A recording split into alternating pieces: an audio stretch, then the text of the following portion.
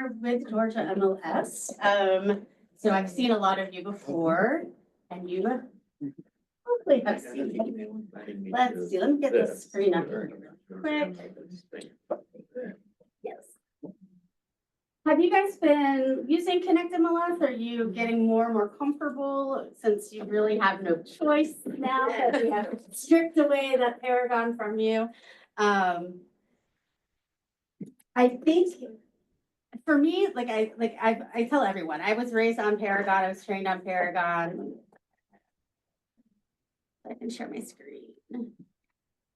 So I understand the fear of losing it.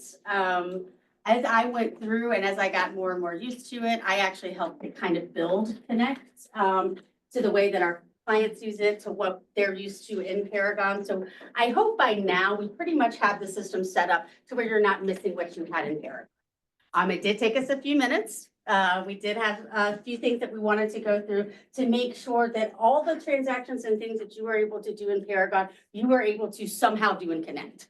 And I hope that we have gotten that together. Let me see. Down here.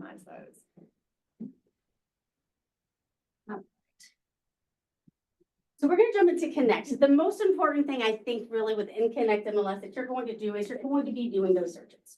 So that's what I like to do when we're doing these short overviews. If any of you are having any issues with anything outside of this and you want me to stay after, I'm more than happy to stay with you guys after this is over with and kind of work with you individually too. Or if there's a group of you who have specific needs, I'm more than happy to take care of that with you guys. But right now we're just going to work on those searches. So if you go into ConnectMLS from your Georgia MLS homepage, now this is going to be right here under quick access. It should be that first icon that you see.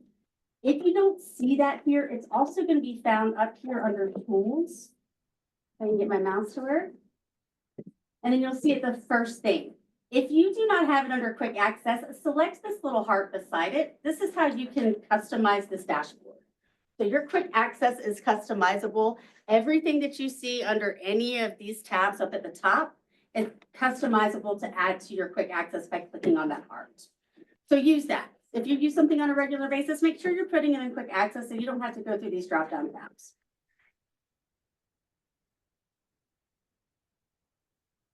If you have not taken the ConnectMLS class, the CE course, I do suggest doing that. It will dive into a little bit more. And I have also created, this year, we are starting an advanced ConnectMLS class. So if you've gotten through the intro and you feel a little more comfortable with that ConnectMLS, jump into the advanced and it'll show you a little more intricacies within the system that you might not know exist. So to start off, I do want to point out that ConnectMLS offers you 3 different kinds of saved searches. You have your screening search, your automatic search, and your manual searches. The screening search, if you are familiar with Paragon, that's going to be the same thing as the agent preview and collaboration center. What it allows you to do is get those listings first. So you're going to set up the automatic search like you would any other automatic search that would go directly to your client. However, you're going to switch that to a screening view. That way you get those listings before your client does. You get to choose what they see. So instead of it going directly to your client, you get to reject or accept those listings and send them out. It gives you a little more power. The automatic search is just that. It's going to go directly to the client that you set them up with. And then you have a manual search that you can save. Within that manual search, those are those daily searches that you want to run. Say Buford, $500,000 to $600,000, fenced-in yard, whatever it is. Those specific criteria that you like to set up that you want to run daily. Set up that criteria, make it a manual search. So then you can just come over here to your manual searches. Click on that and run that search. And that'll give you those new listings without having to constantly put in that same criteria. So that's a good way for you to save some time there too. But what we're going to do now is we're going to start off doing a regular search. I'm going to kind of show you how to make these searches a little easier for you to navigate, set them as defaults, and then get them set up for a client.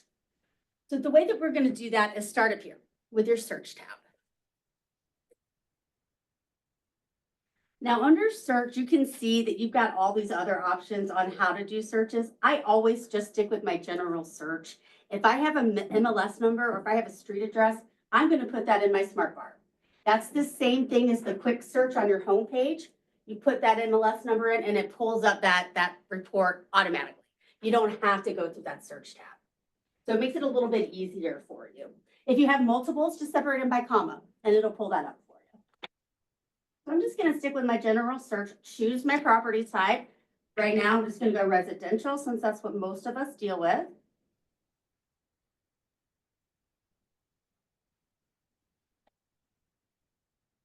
And this is your criteria page. Now, for the most part, everything that you see here, you saw in Connect or in Paragon. Though we have new features that we have been adding. One is this proximity distance. So you can actually do a search within a proximity of another address instead of having to go into the map search. So if you want to do, a mile around your specific location where you are now, you can do that. Or if you want to do a mile around a specific property within a subdivision, something along those lines, you can type in that address and put that distance around without having to do a radius search within the map. You're also going to see this originating on systems ID. If you haven't heard, we have combined ourselves with Tennessee, North Carolina, and Charleston MLSs. So you are now able to do searches within those MLSs as well. Tennessee is going to cover Nashville area and then more of the western side of Tennessee. Same with North Carolina. It's going to be Charlotte and then western North Carolina. Charleston obviously will be Charleston. But these are really good ways for you to get those referrals. We live in Atlanta where people are always looking for second homes. These are good places for you to go do searches within those other MLSs. And if you wanted to do that, you would just come over here to the operating system and choose which MLS you want to search from. And you can search from as many as you want. So it's really exciting. We're trying to get as many of these MLSs on board as we can, but right now it's just the 4 of them. You have a spot for your listing ID. Again, if you have that ID number, just go ahead and put it in the smart bar, pull up that report. You don't have to go through these extra steps. Save yourself that time. Your property subtype. In ConnectMLS, your subtype is going to be set on single family residence. So if you're looking for condos or townhouses and anything like that, you need to add that to your criteria simply by clicking beside it and choosing which ones you want. You can search for as many ones as you want here. Your status, anywhere in our system, if you're pulling up a status, 99.9% of the time, it's going to be set on active. So if you are looking for off-market properties or anything like that, you need to make sure you're changing that status view. However, if you are doing an automatic search and saving up those saved searches, you cannot have off-market properties. Saved searches, automatic searches are only for active listings. So make sure if you're trying to pull up these saved searches or set them up for automatic searches, you don't have any off-market properties or it'll give you an error message. And now you just have your basic price range. So what are prices around here? $550, $650, about, okay. So I'm just gonna go in and do a simple search. Again, my next line is gonna be that address line. I've already used my quick search or my smart bar up at the top, and I've gotten that property and I'm gone. We did add the state here just because we do have those new MLSs now within Tennessee and North Carolina. If you're just doing Georgia MLS, there's no need to add a state with this location. County, city, postal code, you can search for as many as you want to in these locations. However, if you're doing multiple counties, multiple cities, multiple postal codes, make sure they're matching. So if you've got 5 zip codes in there, make sure those 3 cities, one of them is matching one of those zip codes. If not, you're going to skew your search. So just keep an eye out on that. I really like to kind of keep it as simple as possible because you can put as many searches to a client as you want.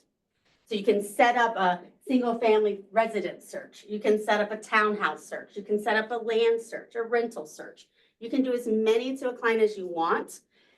So I kind of like when it gets to this, keeping it separate for them, because now they can look in their portal and they'll be able to say, these are my Beaufort homes.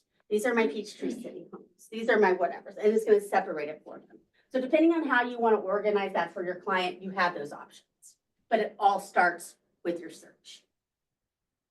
So I'm just going to do City of Beaufort.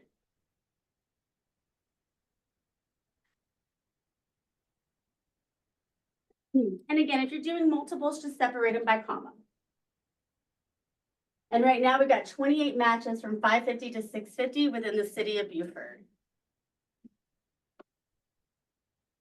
You can do your bedrooms and baths. I'm just going to keep it at 3.2. Now, whenever I do my searches for bedrooms and baths, I like to keep the max open. You never know.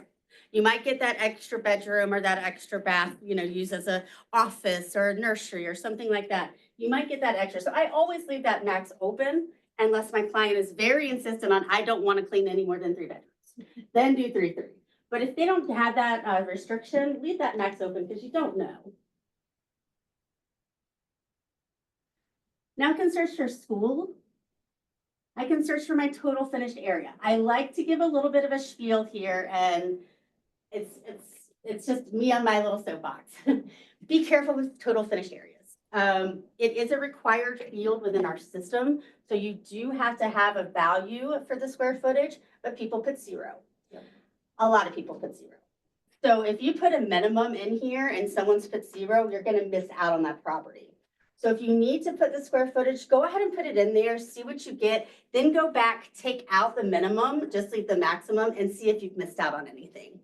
But I think once you get down to location and price range, bedroom, baths, all of those details, you're kind of narrowing down that square footage anyway. So just be careful. That's all I'm saying. If you put a minimum in there, make sure you're going back and not missing anything. You can do lot size acres, you can do your built. Closed date are really good to do a quick CMA, which you'll learn if you take the CE class of ConnectMLS. And then you can do your property conditions as well. The biggest difference and the biggest kind of frustration that you're going to find within doing these searches in Connect is going to be found under your features section.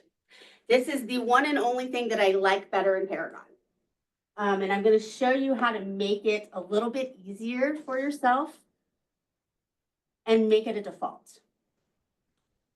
So under your features, whenever you're on your basic search page like this, remember in Paragon you had must have, must not have, must have 1 or more.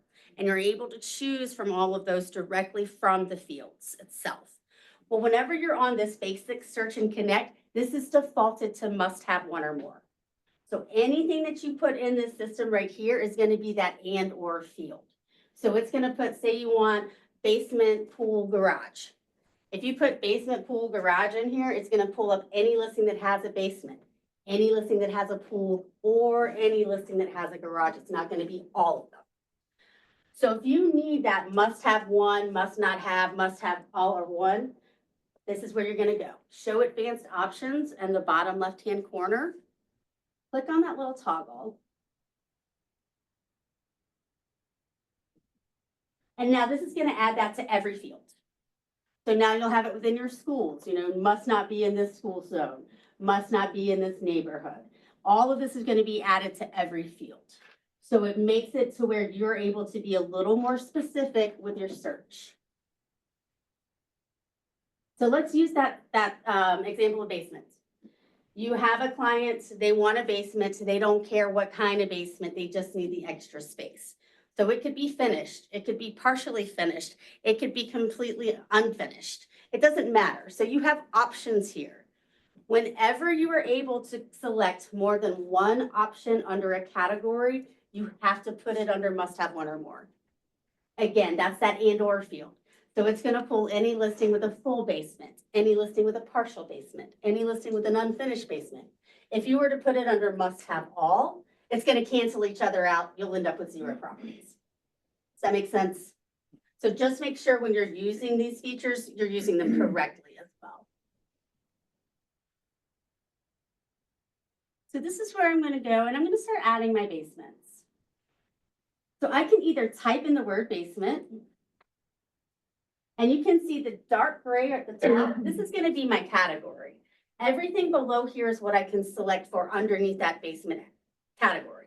But be careful. If you're typing in the word, it's also going to give you anything with the word basement in it. So you've got fireplace features with a basement. You've got parking features with a basement, laundry features in the basement. So just make sure you're in the right spots and you're choosing the right thing. So I'm going to go back up to my basement category. And again, I can choose whatever I want because they don't care. So I'm going to do that finish. But now it doesn't hold my place. So I've got to go back in and I got to type in basement again. And you don't have to type out the full word. You do have to spell it correctly though. And then I'm going to do a full. But then I got to go back and do basement again. And it's really annoying and tedious and I can't stand it. So now I do unfinished. And see, it just takes up that time. So what you can do instead, so now I've got all of these available parts of the basement. I can use any of these. I've got 16 available matches that either have a finished basement, a full basement, unfinished, or partial. If I had put all of these down in must have all, I would have a row property because I can't have a full basement and a partial basement at the same time. So I've got them all here. I've got those 16 matches. Now, instead of doing that, because it is aggravating, there's an extra step that you can take at the beginning to save yourself some time throughout the process. I suggest whenever you go into your search criteria, if there are things that you search for on a regular basis, basements, parking, if you work in a lake area, you want those waterfront features, you want those water body names, those kind of things that you search for on a regular basis, go ahead and add it to your criteria. And you can do that in the bottom right-hand corner. You're going to see add and remove fields.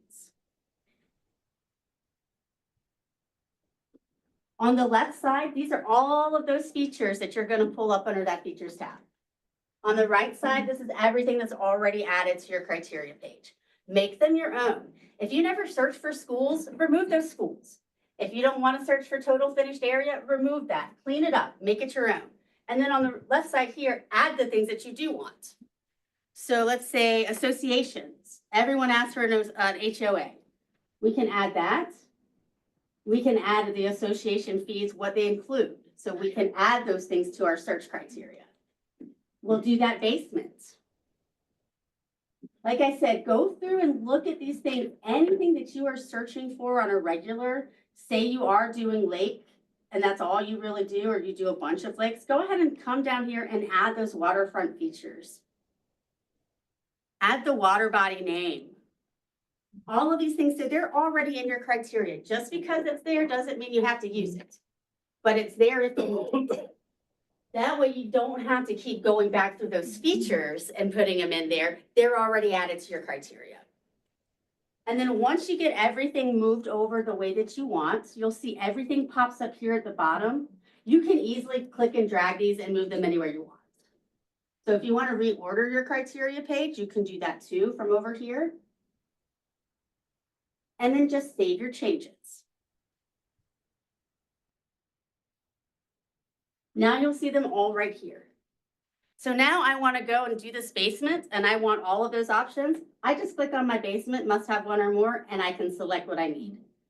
Full, partial, unfinished, finished, boom. Makes it that much easier. So you're not fumbling through, having to go back and forth through every category. It's already there. Does that make sense? So I do suggest go ahead and taking the 5 minutes that it's going to take you, or 10, maybe even 15, go through that list of fields, available fields, and add and remove what you do and do not need. Make these searches your own. Make them work the way you use them. This is your system. No one else sees it. And then once you got it set up the way you want, right up here, you're going to see that little gear, defaults. Click on that. And then just set current as my default. That way, every time you go into a residential property search, it's going to be set up just like this.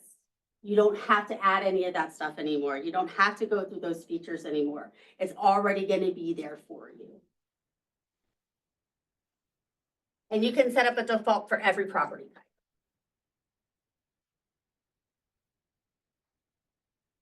Does that make sense? Any questions on that? Uh-huh. Is there anything that limits you from just adding every single field? No. Okay. Other than be a little hectic, yeah. But yes, sir. I just want to make a comment for everyone who puts in a listing. please be thorough. Because if I'm searching, and I search for unfinished, you have a basement and it doesn't say unfinished, I'm not gonna see it. So if you're putting in listings, I would say, this drives me crazy, be thorough, put all the information in there. And that's just one thing, like I say when I have the link, a listing is only as good as the listing agent who puts it in. So we can't do everything, we can't police everything.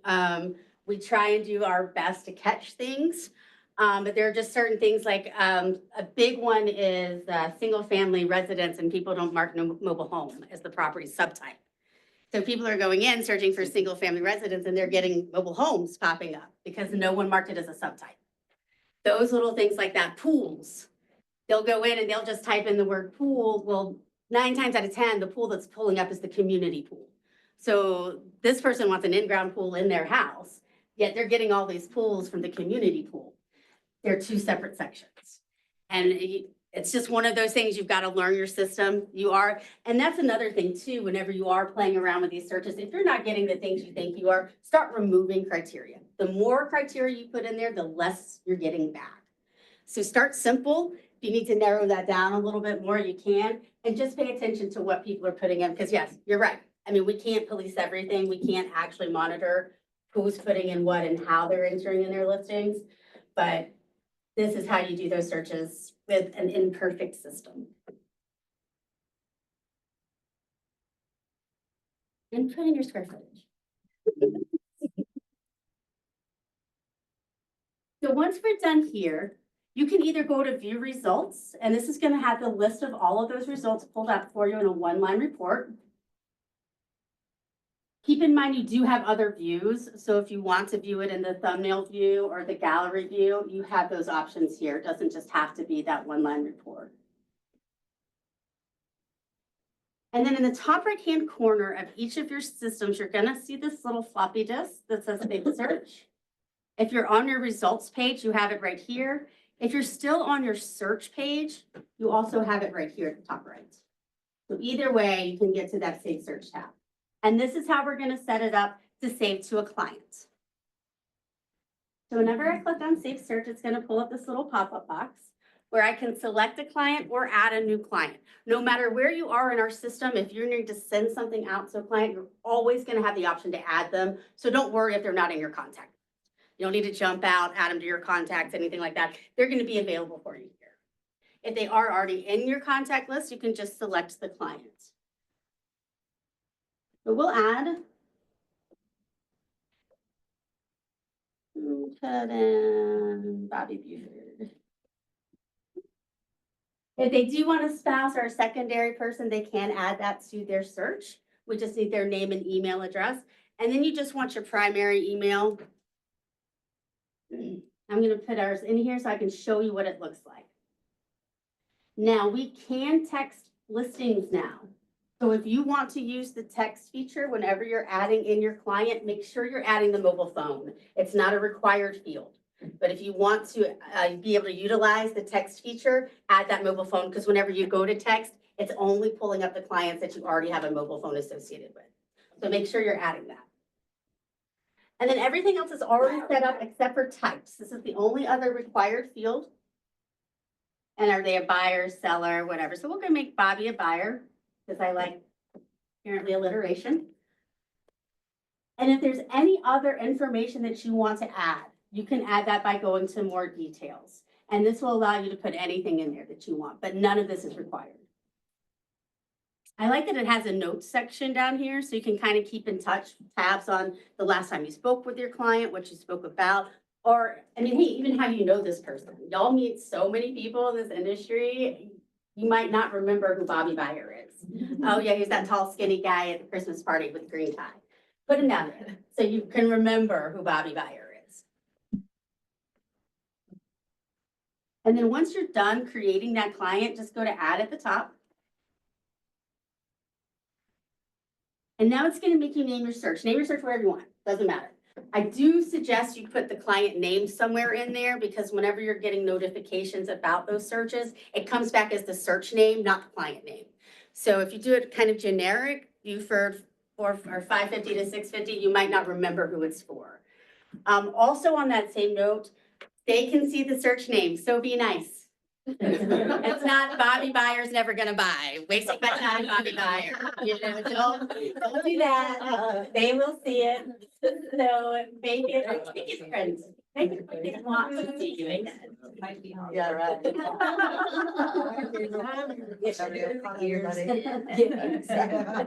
So I'm just gonna make this a Bobby Byer residential.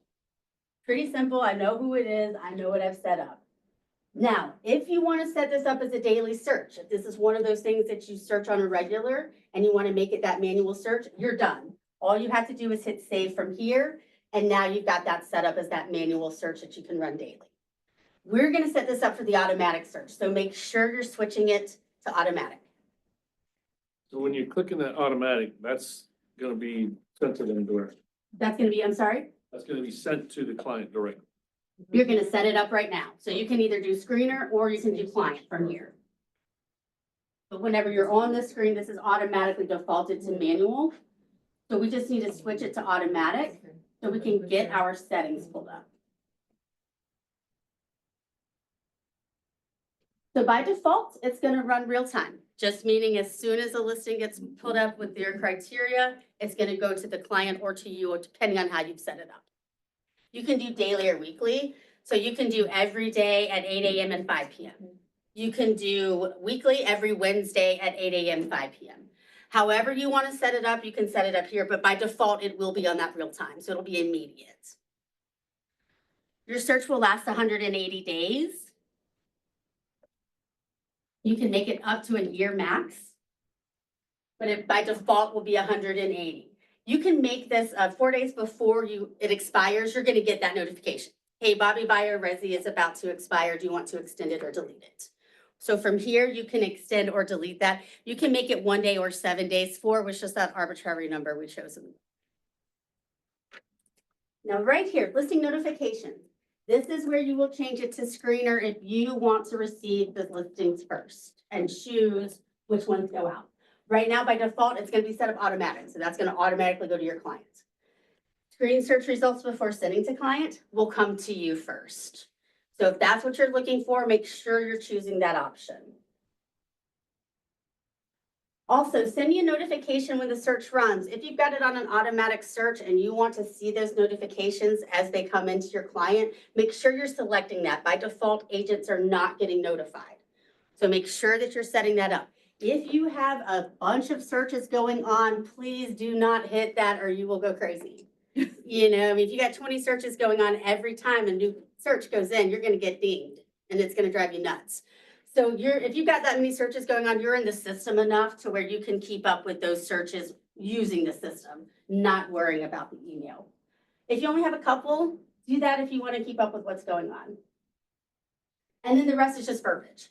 Hey, this is the search I've set up for you. This is the criteria that I found. Here are the properties. You can customize that if you want to. But you don't have to. I think the default is pretty clear, but if you want to make that a little more personal, you can always customize.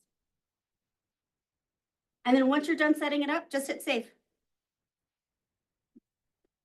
So now we've got an automatic search going out to Bobby Byer immediately. So as soon as those listings go out, Bobby Byer's getting them. So we had, I think, 16 results. Now I have received the 16, so has Bobby, because I've checked myself to receive them as an agent. I think I did. Did I? I don't think I did. I was supposed to set myself up to receive them as an agent, but I'll show you what Bobby sees. This is going to both you and the client. It is setting up a portal now. So now Bobby just has to open up his email. Hit OK to get out of that. And now it's going to go back to that field. Do I have any questions about setting that saved search up? Awesome. So now I'm going to show you what it's going to look like.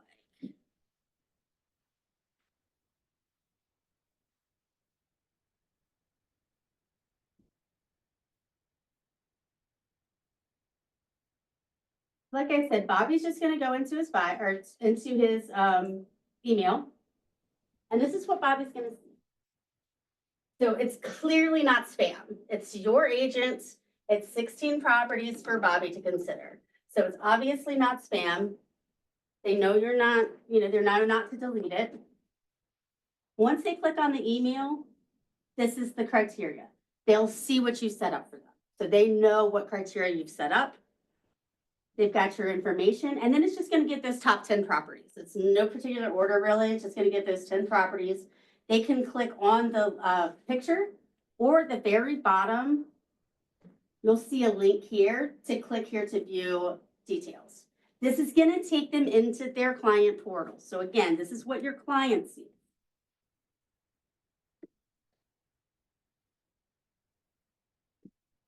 Once they open up their portal, they have all of those listings that you found for them. Now they can go through them, and you'll notice at the very bottom, they have the ability to like, to not like, to make a maybe, or to leave a comment.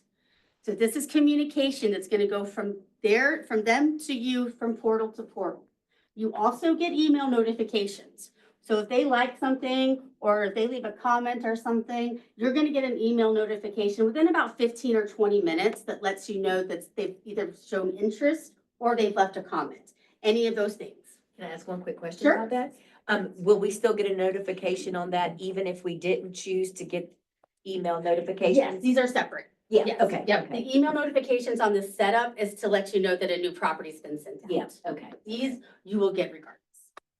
Oh, you may get to this, but when they get these things, will they be able to choose the view? Because I see map view up there right now. Right, yes, they'll have the view and they can jump into here as well.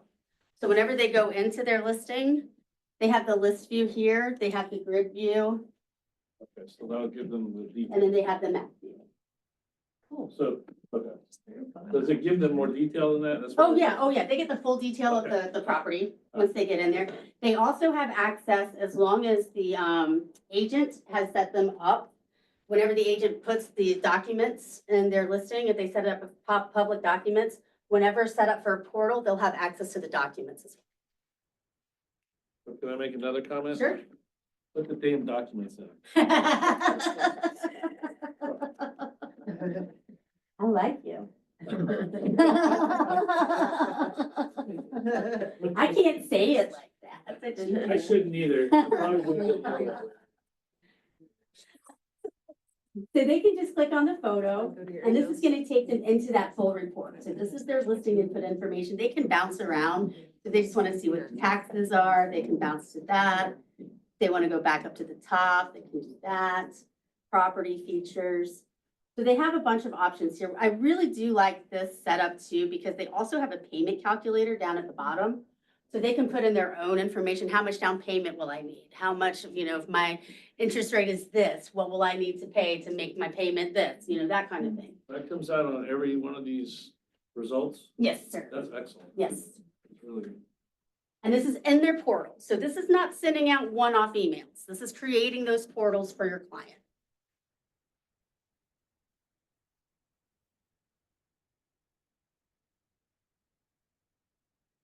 And then at the top here, you're also going to see the ability to like, not like, make a comment, make a maybe.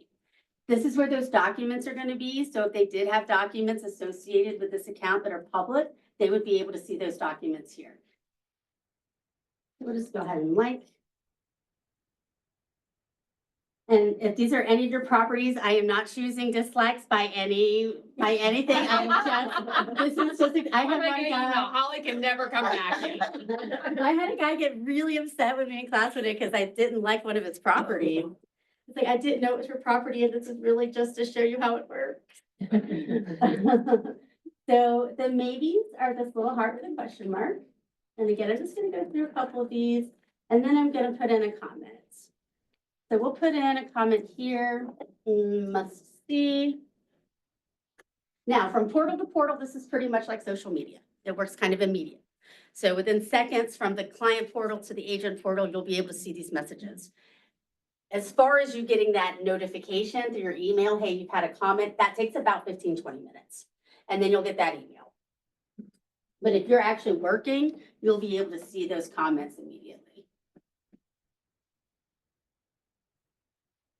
And again, you can just kind of go through this. Actually lets them keep part of their listing. So they know exactly what they've liked. It's kind of like that Amazon wish list.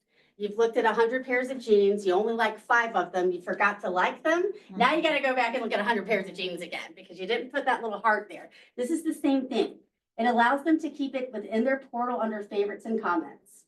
So if they come up here, they're gonna know what they've liked, what they've not interested in, what they've left maybes on, what they've left comments on. So just because they didn't like something doesn't mean they lose it. It stays within their portal. So they might rethink something. I didn't really like that house, but let me look at it again because I'm not seeing anything else that I like either. You know, they have that right here within their portal. They never lose it. Also, if you set them up on multiple searches, this is where they're going to be separated. So say I wanted to do the single family residence house, but say he was kind of interested in townhomes, so I set him up for a townhome search. It's going to be separated. Say he might be still kind of debating on whether he's going to buy or rent, so I've set him up for a rental search too. That can all be separated, so he's not going through single family residence and rentals in one. It's all separated for him.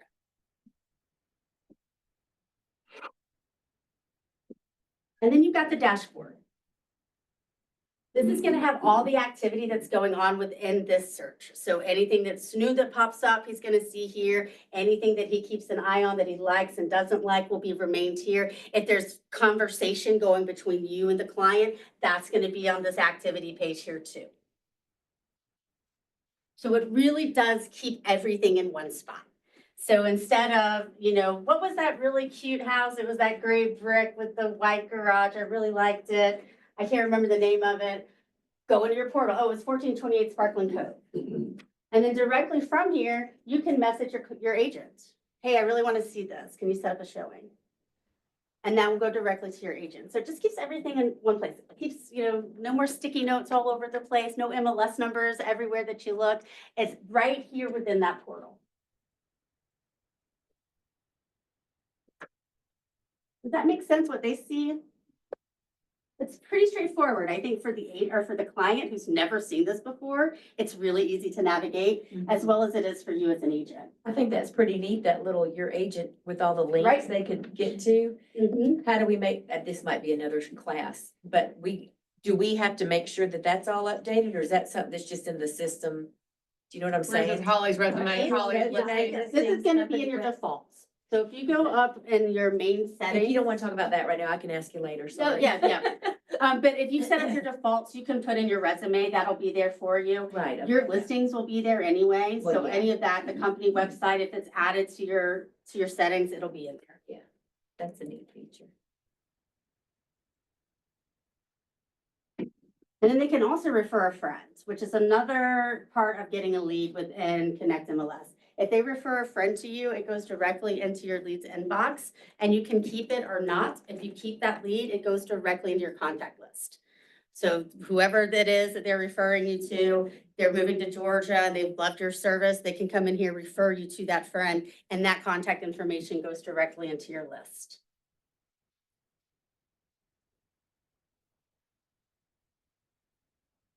And then when you go back into your portal and you go to your home page, that same client activity, you're gonna see right here too in the middle of your page. So you have all of that client activity on your home page. Now, this client activity is every search you have set up. So it could get a little overwhelming if you have a lot of them. If you wanna kind of narrow it down, you can do so by going to all clients and just selecting Bobby. So now I know I'm just seeing what Bobby's seeing, what Bobby did. I have that right there. And then if I just want to see what Bobby's commented on, I don't need anything else. I'm going to go to listings commented under all updates. And now I know he's just commented on this, must see. Great, he wants to see this. Now from here, I can go directly into the listing. And you have this additional information tab right here at the top. And you can go to schedule a showing. Did that come up? Why is that not coming up for you guys?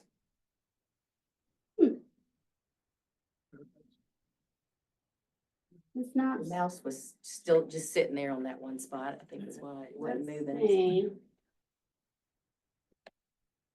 That's weird because it's coming up on my page, but it's not coming up on yours. I wonder if it's the share screen that's.